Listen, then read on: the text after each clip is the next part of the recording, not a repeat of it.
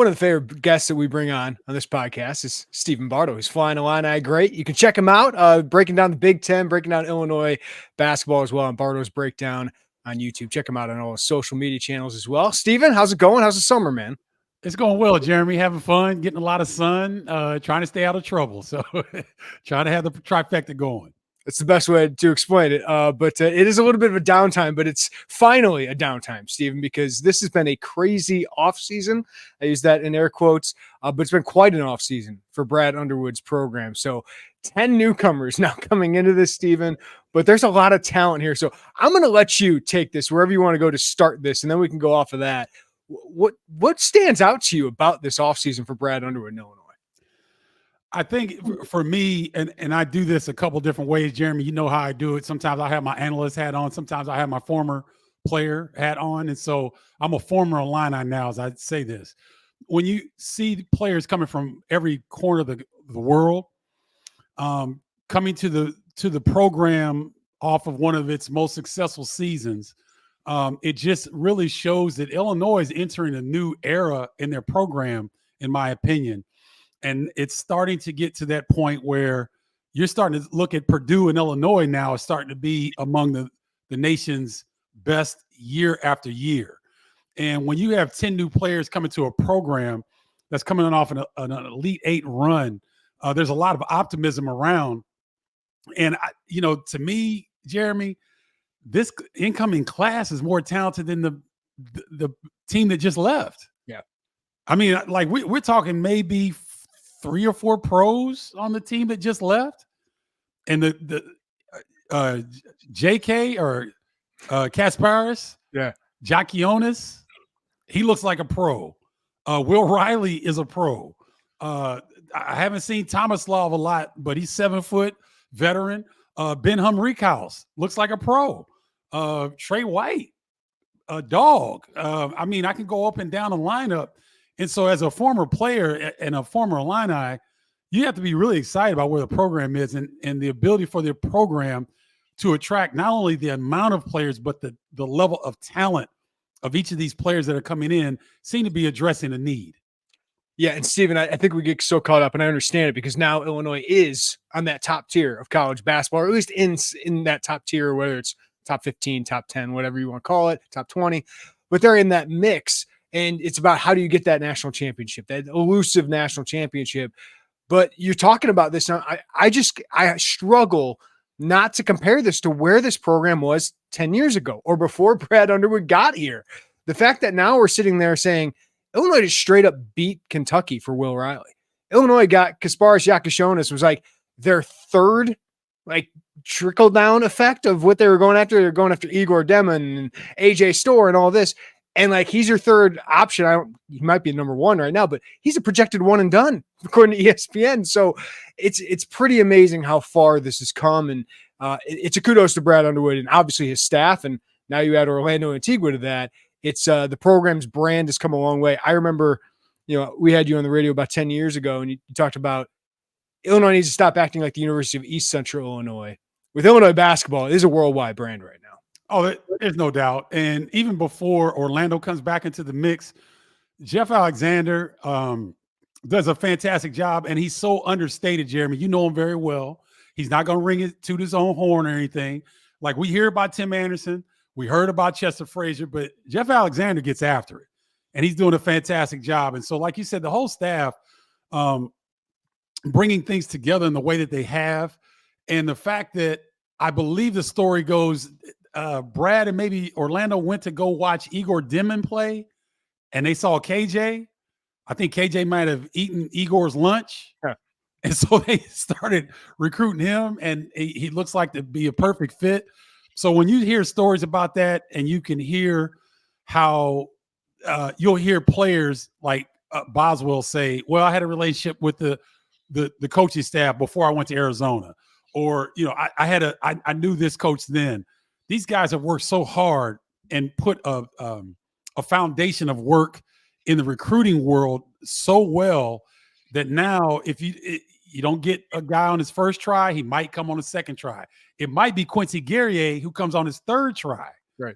But it's this relationship building And it's this presence that Illinois has created in the recruiting space that's been very, very impressive. Yeah, and obviously NIL helps, Stephen, in this day and age, and Illinois has a passionate fan base, and that is working out for them. But you also have to show that, one, you can win, and Brad Underwood has done that, and two, you can develop players, and he certainly has done that. And I know you've mentioned this before, like the fact that Sky Clark is telling Trey White, hey, you should go there.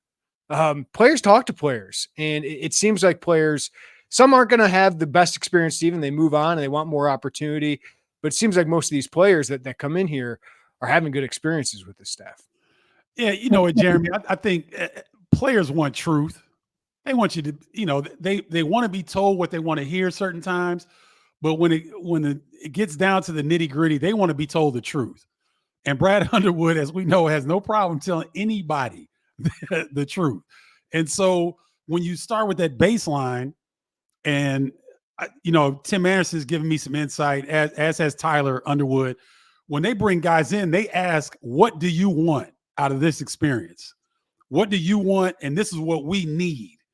Can we marry the two and make it a seamless situation that everybody wins? And when you can have that kind of honesty and integrity up front, I think players respond and guys buy into what Brad Underwood's saying, because they've seen Ayo Dosunmu, what he looked like when he came in and what he looks like now in the pros. You look at Trent Frazier, just a short amount of time with Underwood, I think, but what he's doing at the professional level overseas. There's a number of examples of players that have come into the program and have really blossomed and taken that next step. And that has a lot to do with the coaching staff at Illinois. Let's talk about some of these guys, and I want to get your thoughts on them. ESPN currently has Illinois with 2 one-and-dones. That's uncharted territory. Illinois never had a one-and-done first-round draft pick before. What's that mean for the program, first of all, and what are kind of your expectations for these two guys? What it means for the program is that in the next 2 to 3 year window, I hope Illinois can get a national championship, because the star is bright right now. And when you start to get guys, if KJ comes and has success, Jeremy, like we think he might be a one and done, that's going to be incredible. That's going to open up Europe. That's going to open up a lot of different areas for Illinois to be A1. Not, we're coming in behind Kansas, Kentucky. No, Illinois is coming through the door like blockbusters. And so if KJ comes in and does well, if Will Riley coming in from a hotbed of Canada, great basketball in the country of Canada, if he comes in and can develop his body and learn how to play a little bit and be that one and done again, now you're looking at 2 areas that have the most talent in the world, in Canada and in Europe. And if Illinois is a top dog in those regions and what they've already done within the United States, I would like to see Illinois competing for a national championship within the next 2 or 3 years. You know who's been good in those 2 places? Gonzaga, right? Like they have racked up in those 2 spots, and they compete for national championships. Great point. No, you talk about Kelly Olynyk, all the way down the line from the Gonzaga player. That's a great point. So hopefully, not hopefully, we want to see Illinois have even more success than Gonzaga's had. I'm greedy about it. Have you, Stephen, have you looked at these guys a lot, and what do you think they can bring as freshmen? I mean, they're 18, but I think we're going to start to see freshmen be stars again after some of these COVID years go out. Yeah, I think it was a cycle, and you had guys staying in, and so you have the COVID year, and then you have NIL, and so all of a sudden now it's attractive to stay in college basketball. But you'll see, like you said, it's all cyclical, and now with the COVID year leaving, you'll start to see these freshmen come in and have an immediate impact. And you know what? I kind of like a blend of it. I'd like to see high school players get recruited a little bit more. I think that will come back around now. And then I'd also like to see the way that the transfers and the free movement of the players. And so it seems the best case scenario on both sides, in my opinion. So we look at this roster, could be a little bit young, but as you said, Avicic is 21 years old. He's got experience. Kylan Boswell, Ben Humrickhouse, Trey White. What do you think of that veteran group as Illinois saw, 5-6 seniors out the door? Luke Goody, Dane Danger out the door. What do you make of that group of veterans? I hope that they can come together, Jeremy, as well as Marcus Domask, Terrence Shannon, Coleman Hawkins, and Quincy Guerrier were able to do last season. The chemistry lesson that Brad Underwood had throughout the season, I think he told you guys one time in a media session that out of 103 practices last year, they had 3 bad practices. And 2 of them were before Penn State. And 2 of them were before Penn State. So if you can have that kind of consistency with a bunch of veterans, especially a guy like Trey White, who's dying to win. Like, he's put up numbers at USC and Louisville, but he wants to win, right? So I just think these veteran guys, you look at Ben Humrinkhouse coming from Evansville, he's going to have a chip on his shoulder. He's going to have something to prove. Valley players always come into the Big Ten with something to prove, and they usually do pretty well. Trey White coming in from the ACC, we know what he can do. And then you mix him with Rodgers and some of the other guys that will be in the fold as well. I think the upside is tremendous for this group. It's just going to come down to chemistry. Can they get on the same page quickly so that they can move forward at some of those areas of issues that they'll have, that every team has, but hopefully they can deal with those now in the summer and early in the preseason slate before they get into the official practice session. So when you've talked with these coaches that have had success melding these rosters, Brad Underwood did last year, you've seen coaches struggle with this. Like, what do you think is the key to getting that chemistry with 10 newcomers in this day and age? I mean, this is pretty typical where half your roster at least is going to go out the door. But for Illinois, losing so many seniors, you're going to have more than that. So what do you think is the key right now during the summer for that team to start to gel? I think we expect growing pains on the court regardless. Like, every team goes through that.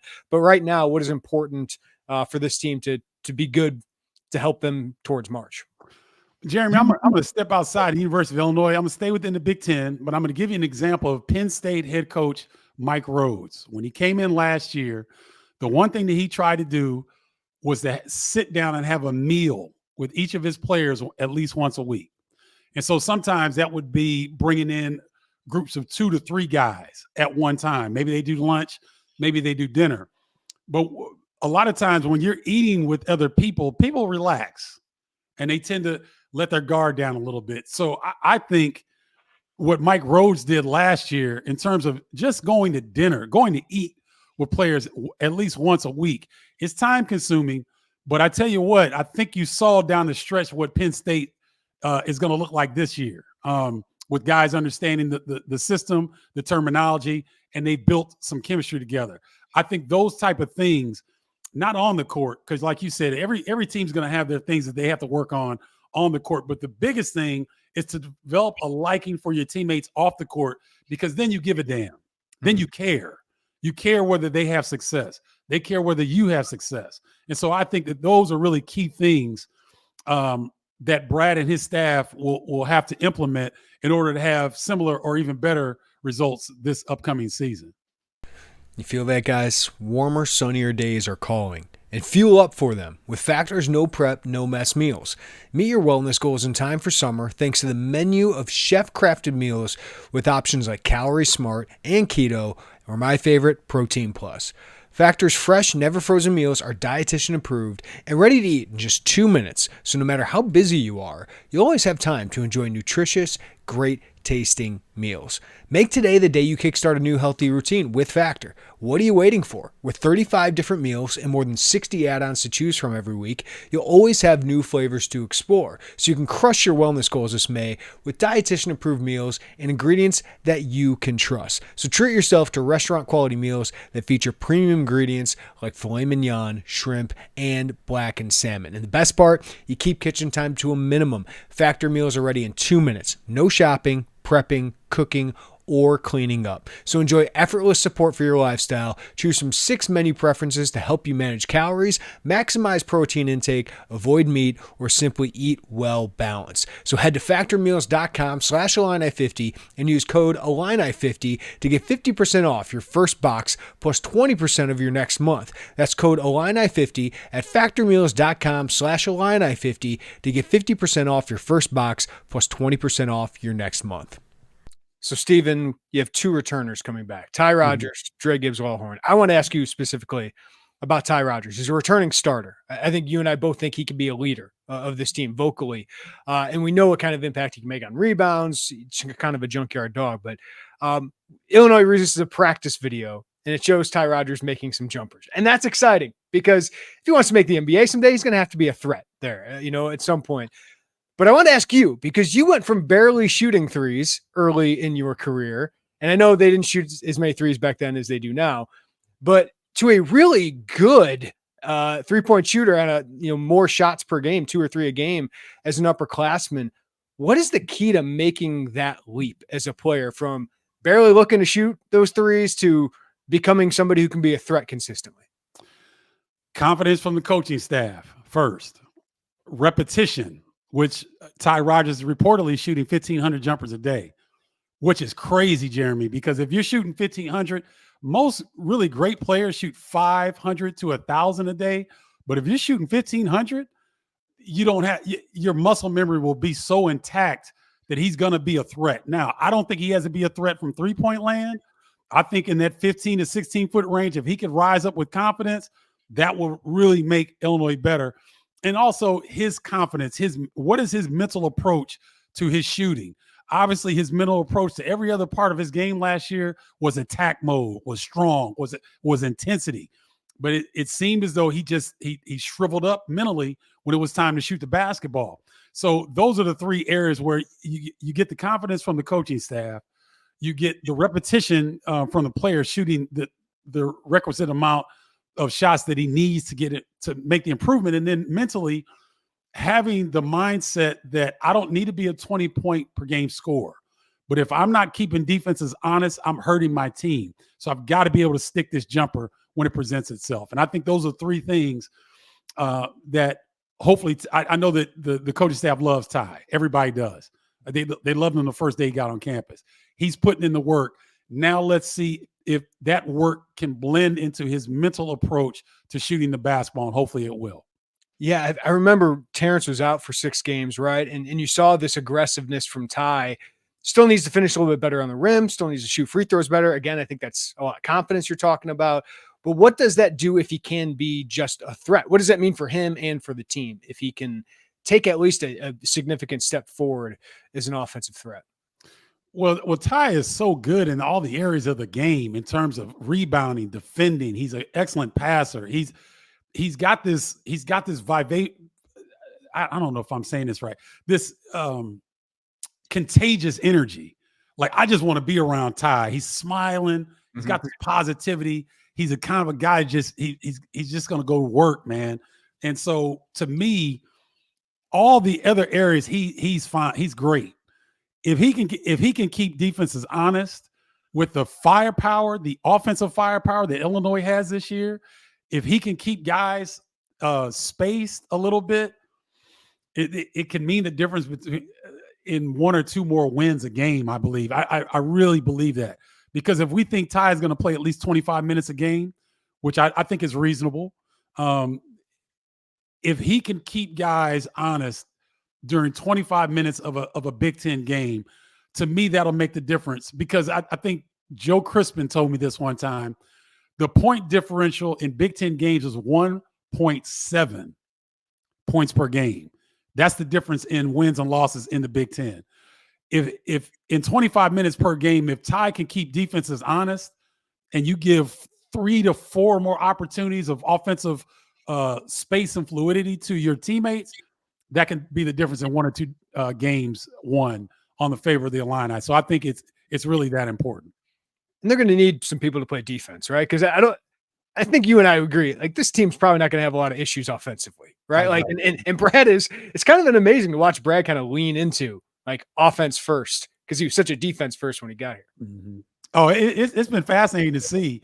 And it shows you how intelligent Brad Underwood really is, Jeremy. I mean, there's not a lot of coaches that would make the shifts and changes that we've seen him make. But every year they seem to get better. Every year Illinois is getting better and better. And he has had to adjust to the personnel like he's going to have to do this year. So defensively, this team may struggle. I think Kerry Booth may put his stamp on this team with his length, athleticism, and defensive ability. Jake Davis may be a guy that kind of may surprise some people because of his physicality. I think Trey White could be an excellent defender because he'll be with a group, a winning team, and a team that's the expectations are higher. And I think Dre Gibbs Lawhorn. I think Dre can guard with the best of them on ball. So although this team their strength won't be defense, I don't think it will be as bad as maybe it looks on paper. I think they might be a little bit better defensively.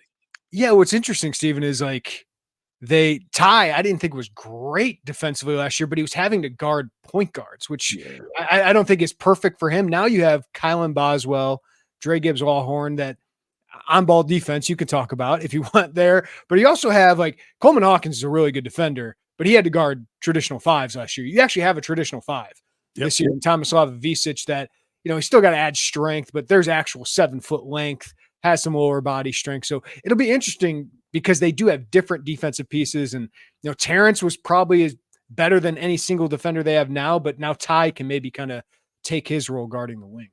Oh, I agree with that. And, when you look at what Illinois will do defensively, as you mentioned, Ty's not going to be running around with these quicker, smaller guards where you lose his effectiveness on the defensive end. Now he can sit down on a 2 or 3 or a wing and really shut them down. And then, you talk about defensively what Coleman Hawkins was having to do. The positional size of Illinois is so impressive because I believe Humbrickhouse is 6'9". Yep. So there'll be times where you can play small ball with Humbrickhouse at the 5 defensively, depending on who's in the post, or you can go Morez Johnson, who's probably more of a power forward, but has the motor, the desire, and the physicality to go ahead and bang short moments with centers in the Big Ten. So although this team may not have a guy like Terrence, who is a top dog, candidate for Big Ten Defensive Player of the Year, they have pieces that I think will be better defensively because of the positional size and the versatility of those pieces. All right, Stephen. So it feels like it's been a long time since Illinois has had this kind of depth of talent, right? Where you could go to a second string and say that team can compete with the lower teams in the Big Ten, right? Yeah. Like it feels, maybe that's too high of an opinion, but it just feels like they have that kind of depth. So you were on one of those teams. What is practice like? Like what does that kind of depth of talent mean for you as a player on the team? Jeremy, you asked some really good questions, man. Because I think back now on practices, and it's a shame that Illini fans didn't get to see some of the stuff that we saw in practice. It was amazing. And the thing that I liked most about what Lou Henson did and Jimmy Collins and Dick Nagy and Mark Coombs, it was that we rarely played, the starting 5 rarely played together in practice. He knew that we were such a competitive group that we'd be better off splitting the teams down the middle and just going crazy on each other. The dunks that Kenny Battle and Nick Anderson had in practice, some of the stuff Kendall Gill did in practice, some of the stuff Larry Smith did in practice, unfortunately, Flyin Illini fans will not be able to see. But take my word for it, it really paid off dividends. So this year's crew, with their depth, and you, like you said, basically having 2 starting 5s, you may not see it in November. You may not see it in December. But by the time January rolls around, I expect this team to be pretty well oiled, pretty much figured out what their rotation is going to look like. And I think that unlike last year where they went 7 guys primarily, I think you're going to see a team that's going to wear people down with waves. And, that ability to go at each other in practice and to look across and see your opponent be a Kendall Gill, 15-year, future 15-year NBA vet. If you're Will Riley and you're thinking about one and done, and you got to lock horns with Ty Rodgers every day or Trey White, I mean, you're only going to get better. You're either going to quit or you're going to get better. Right. And I don't think Brad Underwood recruits quitters. So I expect this team to do quite well with their depth. This Big Ten, we're going to do a podcast later this week, just trying to figure out the Big Ten, which is probably going to be a pointless exercise, Stephen, because there's so much newness, and it doesn't feel like there's an an Alabama or a Kansas at the top of the league, but there's 1 through 9. I mean, feels like you can throw them in a bag and kind of mix them up. Who do you like after this offseason? How does Illinois kind of fit in there for you? I think Illinois is in the top 5 or 6 of those teams that I would consider, if I were to do a preseason poll of the Big Ten, I would put Oregon, UCLA, Purdue, Illinois, Ohio State, and Northwestern. That would be my top 6. No Indiana in there. Say it again. No Indiana in there. Ooh, top 7. Indiana's in there as well. Yeah, you got definitely put Indiana in there. But that goes to your point, Jeremy. Like you're trying to go through all these teams, and you and I had the benefit of trying to contact some of these people in the offseason and start to get some of this intel. But I love what UCLA has done. They've turned their roster over as much as Illinois has. Oregon, I saw where Shellstad, the guard from Oregon, I think he had 75 points in a pro-am game at Portland the other day. So Oregon's going to be tough. I don't think that people know this in the Big Ten, but there's only been 4 college basketball programs in the last 15 years to win 20 games or more. One of them is Oregon under Dana Altman. So pretty much pencil him in with 20 wins, and they've got some studs. They've got some dudes coming in. So I like UCLA, Oregon. You talked about Indiana. I think Purdue is going to be right there. Illinois is going to be right there. Northwestern and Ohio State. Why do I say Northwestern? They've got 4 of their top 6 back. They lost Langborg and obviously Boo Buie, but Ty Berry, Brooks Barnheiser, Martinelli, and Nicholson up front, and they've got some guys coming in as well. Northwestern's going to be good, and Ohio State did a great job in the transfer portal. So I like those 7 teams to be my top 7. All right, so it was quite the month of June for Terrence Shannon with the not guilty verdict. Getting his jersey, knowing that he's going to have his jersey lifted to the rafters as he should, because he would have been an All-American if not for that hanging over his head. And then drafted number 27 with the Minnesota Timberwolves.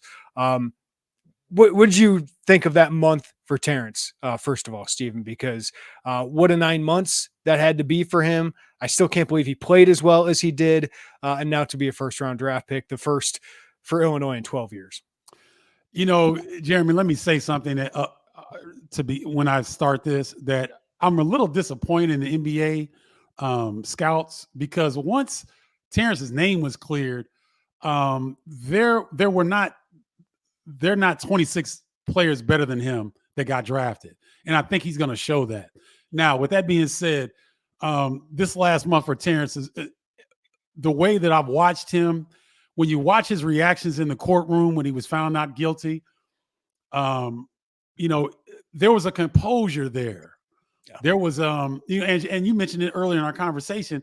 He's not the most talkative guy. He is when he's comfortable and if he knows you, but he's not the most, outgoing guy. But when you saw his reaction in the courthouse coming out of that non-guilty verdict, the relief that came down. And now he's getting ready for the NBA draft. And then he gets drafted. And then you saw when he got drafted at that function, he bent over, and the relief that, man, I got here. And then, Jeremy, I got a chance to see him at a Sky game. This dude's necklace had so many diamond pendants in it. It got cold instantly in the arena. I mean, the only thing that warmed up the arena was that 10,000 megawatt smile he is. And it was so good to see him. It's so good to hug him, tell him how proud I was of him. And it was something that I'll never forget, because to sit here and witness what he went through and the way that he carried himself, the level of character that he maintained throughout the whole process, I think is a wonderful example for all Illinois players to follow. Yeah, I don't know what the Milwaukee Bucks were doing, passing on him at 23. Didn't make any sense to me. Listen, I know teams go with youth. Kaishan George, the kid from France in New York. Dylan Jones, I didn't get that one. It's a Wizard, so that I guess you go into the Portland Trailblazers, but it just didn't make a lot of sense to me that those many teams passed on him. But I think he went to a great situation, playing for an NBA Finals contender. So, Stephen, what's he going through now? As he gets ready for Summer League? I know you'll be in Vegas this weekend. Maybe hopefully you get a chance to see him. But what is that transition like? yeah, even when you're one of the best players in college basketball, you've made that leap. What is this like for him right now?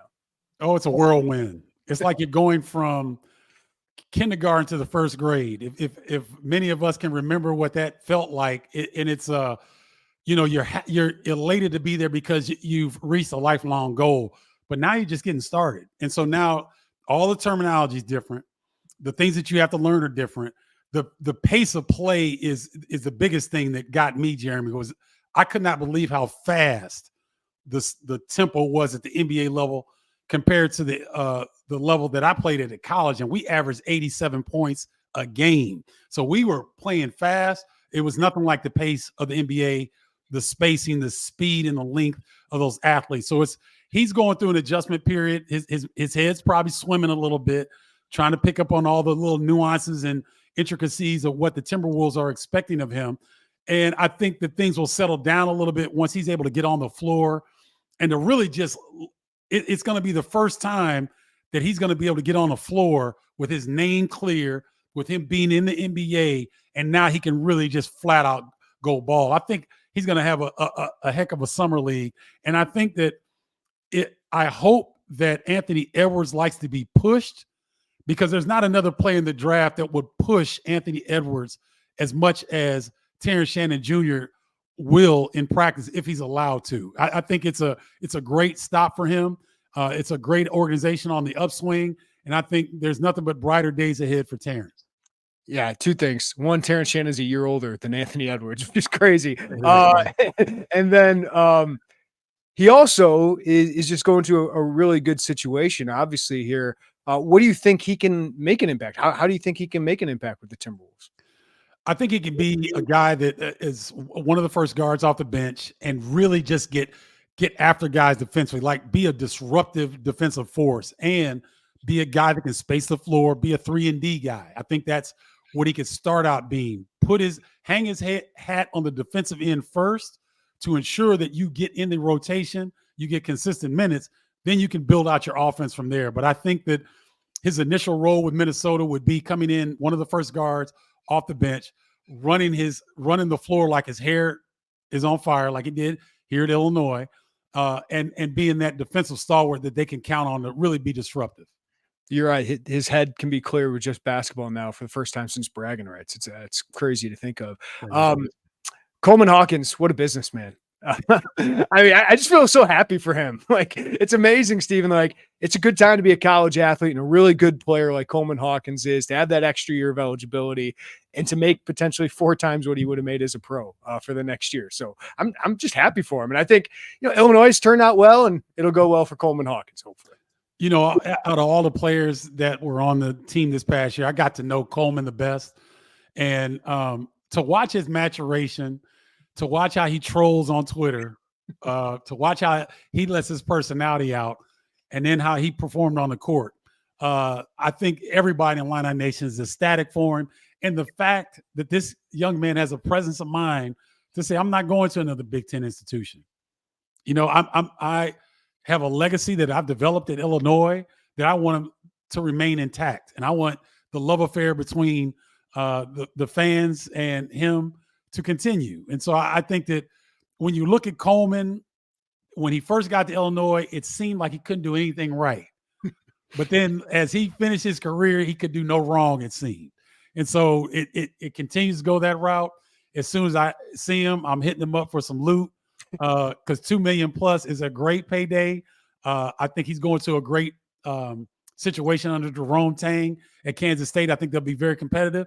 And I think he'll finish his career with yet another stop under his belt, but a richer young man and a young man that I hope will get a serious look at the next level in the first or second round, because I think he deserves it.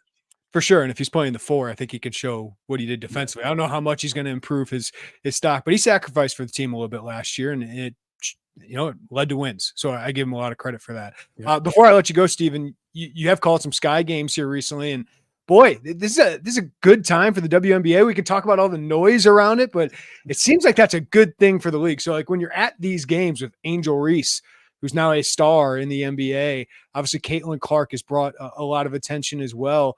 Have you seen a big difference this year? Oh, it's been huge, Jeremy. I mean, it's the crowds have been overwhelming. It's great to see. And it's funny because I've been calling Chicago Sky games off and on for about 10 years. And here's the thing. The level of talent is no higher right now than it was 10 years ago. The league has been uber skilled for a long, long time. Now the fans are catching up to the level of talent. And so I hope that this isn't a fad where Caitlin Clark and Angel Reese brought all this fandom in, and that these people don't really understand how talented these ladies are. Hopefully they do. And it's like, oh, wow, now we got a new team to root for, because I think they deserve it. And these ladies are approachable. They're fun to work with. They're excellent to cover. And I just like seeing it. If you go to a Chicago Sky game, Jeremy, you think you're at a Bulls game. Seriously. They're what's the kid's name? From Arizona, 6'7" guard for the Bulls. Dalen Terry. Yeah. He's at almost every home Sky game. He's there all the time. Terrence was there the last time. Brandon Paul is at every game. I think Brandon Paul has season tickets. We've seen G Herbo, who is a hip hop artist out of Chicago, who now he and Angel Reese have become cool, really good friends. Dwayne Wade, who is in the membership group of the Sky, he's usually there. And so it's a who's who of Chicago, business, sports. Kevin Warren, the president of the Bears, he goes there. He goes every Sky home game he can get to. He's there almost every time I'm calling a game.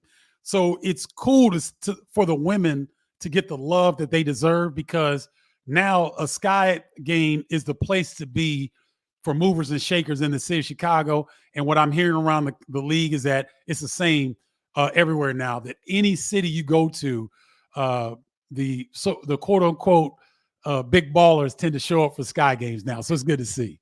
Yeah, and I can understand the feelings of, hey, why didn't they show up before Caitlin Clark, right? So I get some of the old heads, I would call, like Diana Taurasi and some of these, like being like, hey, our league was good before, but you got to take advantage of this too, right? That's like, right. take advantage of the eyes that are coming to you. It's like when Michael Jordan is great, like, hey, everyone else can benefit. So, and Caitlin Clark's obviously backing it up. Angel Reese is obviously backing it up too. So I think it's fantastic for everyone involved. And I hope, Jeremy, that they really, I don't know if they've done it, if the WNBA has sat down and actually thought about this, but I would love to see them cultivate a rivalry between Chicago Sky and Indiana Fever. Yeah. Pacers Bulls in the 90s, man. Exactly. That's fantastic. Yeah. I mean, it would be great. And so, and now you got Caitlin Clark and Angel Reese, and now they're both, they're not just showing up, they're productive. I mean, like, they're really good. And so now I would love to see them somehow pit these two teams against each other, and not find them if one of the players says something sideways about the other team, just to keep it going, because I think this is a great thing. Hoop fanatics like me and others who are just love the game, can't get enough of it. The WNBA is perfect because it fills a slot when we're missing really good basketball. So I hope it continues. One last thing, Stephen. Fans always ask me about like new Illinois basketball jerseys, and I don't know why they need new ones. I would just go with your Flyin Illini, and the script whites are just, I think, one of the best jerseys there. So I would imagine you'd be partial to the Flyin Illini jerseys, right? Oh yeah. I like the old school Flyin Illini jerseys, but it's a new day, Jeremy. We got to appease to the young people sometimes, and so they might have pinstripes or fuchsia in the who knows, but it'll be fun, and hopefully they will maintain at least one jersey that resembles our old Flyin Illini jersey. Well, Stephen Bardo, Flyin Illini, great. Check out Bardo's breakdown. That's been fantastic, man. Tell the people how they can find you there. Oh, thank you, Jeremy. You can go to Bardo's Tribe, BARDOS tribe.com, or you can go to YouTube, Bardo Media on YouTube, and check us out Mondays, 5 p.m. Central Standard Time. Keep it up, man. Always great catching up and talking some Illini hoops, man. All right. Thanks, Jeremy. Appreciate it, man.